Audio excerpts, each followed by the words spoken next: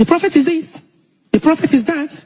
That and this. He has no wife. He has no child. I said, all those times that used to come to my tiny sitting room to come and tell me, this one happened. Mama said, you don't know what is happening, no. This one happened. I said, I don't look at those things, though. In fact, I don't see them. Who was I? Who was I to you then? But you know what? With all she has said in this word about Prophet TB Joshua, I'm expecting her to say one thing. Why did the prophet spat at you publicly in this church? Spat at your face publicly. You had a pastor talking. Touch me here. Touch me there. This is a woman that will say, come and touch my breast. She has boil. Oh, there's cramp. Come and pray for me. Stay away from foolish people.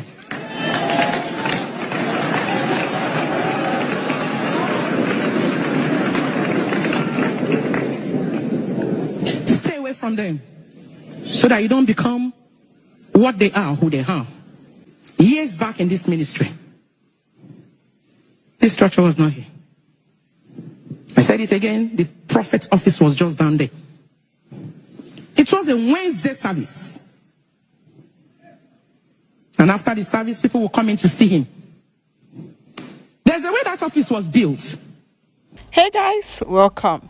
So you guys, it's been a few days since the TB Joshua scandal, has been on the internet and on social media. A lot of you must have seen clips from videos where people were accusing him of stuff that they alleged that he did to them in his lifetime, from men to women, people who talked about their experiences with him, not so good experiences with the late prophet TB Joshua. And one thing that people have been waiting for is the church's response to the allegations.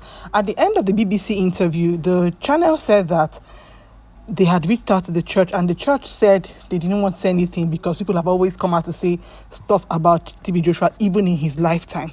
But now this is a video of the wife talking about one of the ladies who came out to grant an interview, who was part of the BBC documentary. Now she talked about when the lady came into church, and she had like very vivid memory of the first day the lady came into church or the synagogue, and how the lady met TB Joshua and said she needed help. And according to the whole story, apparently the church housed her, accommodated her, and she said according to her that the woman was trying to be friends with her, but she didn't want to be friends with the woman, and that the woman doesn't know anything about her because she refused to be friends with the woman. You could hear her tone, you could hear that she was trying to defend something, but I don't know if she was talking to her church people, so I'm sure that they wanted to hear her side of the story. But I feel like the church can issue a statement if they want to defend it. It's either they issue a statement or they let the whole thing pass. They don't want to respond to it. The person who is the accused is no longer alive, so it's not like anything is going to happen to them.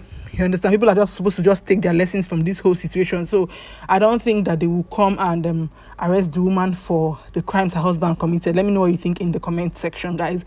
But I feel like the church should either issue an official statement or just let this whole thing slide and not talk about it. Because if you're talking about this particular woman and how she was saying, oh, pastor, come and pray for my breast, come and pray for I have cramps, come and touch me here, and you pray for me. It wasn't only one woman that was in that documentary. There were more than one woman. There was more than one woman, and there were men also in the documentary who talked about their experiences. So I feel like picking one person to address their issue is just raising unnecessary dust. It's either they as a church choose to issue a statement or let it die down. Where do you want to start from? Is it from the building that collapsed and people who lost their lives in the building, and families who have phone conversations saying that this is what was said to them when they lost a family member, that they were trying to use money to shut them up? It's just a lot of things in the documentary. So I don't feel like addressing one of it or addressing one person from the documentary is enough, But the funny thing, if you watch that video, you see how the church is still full. You see how people are still plenty in the church. I'm not even here saying people should not go to church they want to go to. My own is like I said in the last video, that this whole thing goes to show how people are not really aware, or how people are easily brainwashed. That if you want to go to any church, if you want to be in any organized religion, be very careful. Know what you're worshiping for yourself. Know whom you are worshiping for yourself. If you're Christian, Muslim, anything you are, any God you worship, know them for yourself. You cannot know your pastor. Somebody that said that a lot of Africans know their pastor more than the God their pastor is preaching. And it is true, because what we get to hear these days is daddy, daddy, daddy, mommy, mommy, mommy, and nobody is trying to search deeper to know this God that they claim they are coming to church or wherever they are going to worship. So it's just a wake-up call, because the truth is, this whole thing that has happened, this what they call it, the whole TB Joshua stuff, we don't know how far it's going to go with the documentary. We don't know if there's another part of the documentary. We don't know if anybody's going to be probed about this whole thing. We do not know. We don't know. But one thing that we know is that human beings can decide to take their lives seriously and be very careful when they choose to join organized religion and all this kind of stuff. Or you just let anybody handle your life because you feel like the person hears from God, and you don't even strive or, make any effort to hear from God yourself. This kind of things will still happen again. And this is not trying to victim shame anybody. I'm just saying, everybody out there, be careful. If you're going to church, anywhere you are going to, be very, very careful. If your spirit is telling you that this place is not right, leave. You don't have to be there. You don't have to get to the point where you can no longer leave. Leave, because now, what do you think the wife is going to do? She's obviously going to try to defend her husband. She's now the pastor of the church. She's now in charge. So she's just trying as much as possible for the church not to go down. And look at the people in the church. Do you think the church is going down? Look at people that are still there, clapping and laughing when she says what she says.